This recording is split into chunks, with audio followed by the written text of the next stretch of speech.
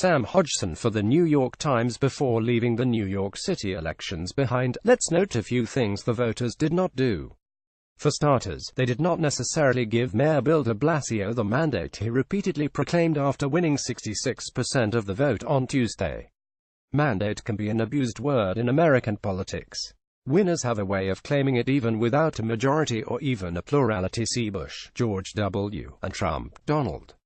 Granted, life belongs to those who show up, and Mr. de Blasio did splendidly among those who bothered going to the polls. All the same, 3 of 4 registered New York voters stayed home. The silence, of itself, was an important statement. What many of them may have been saying is that they were displeased with this mayor, but also found the competition unpalatable. Mr. de Blasio might want to bear in mind that, give or take a percentage point, he won a mere 16% of the eligible electorate. That's miles from brilliant. He was in a similar situation when he was first elected in 2013. Yet he acted then as if he had been crowned with a laurel wreath. Cockiness caused him to stumble more than necessary, among other things, by being foolishly late to appointments, excessively protective of dubious supporters, and overly confident that he had national status. Maybe he has learned from those unforced errors and will enter his second term with confidence but also essential humility. Voters did not give Cyrus Vance Jr. a mandate either. That may seem odd to say, given that Mr. Vance won a third term as Manhattan District Attorney with more than 90% of ballots cast. But his was the only name on the ballot. Even so, 9.4% of the voters took the trouble to write in the names of others they preferred. Their identities are not yet known, but we bet Preet Bharara, the United States Attorney in Manhattan who was ousted by President Trump, got some support.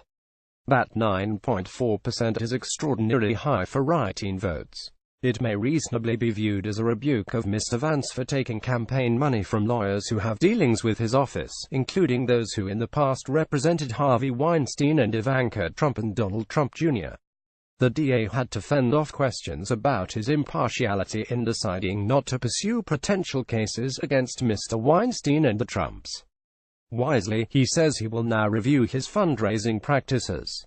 All those write-in votes seem to be saying good idea. Finally, voters did not do well by women in New York politics. It wasn't entirely their fault. In a city that's overwhelmingly blue, relatively few female Democrats were on the ballot for city council. Unless a further count changes the result in a Queens district, the new council will have only 11 women among its 51 members, not quite 22%. That's down from 18 women in 2009, and it reinforces a warning from the council's Women's Caucus in August that we face a systemic crisis of representation, perhaps equally important. After 12 years of the body's speakership being held by women, the position seems destined to go to a man. Whoever he is must ensure that legislation does right by those who hold up half the sky.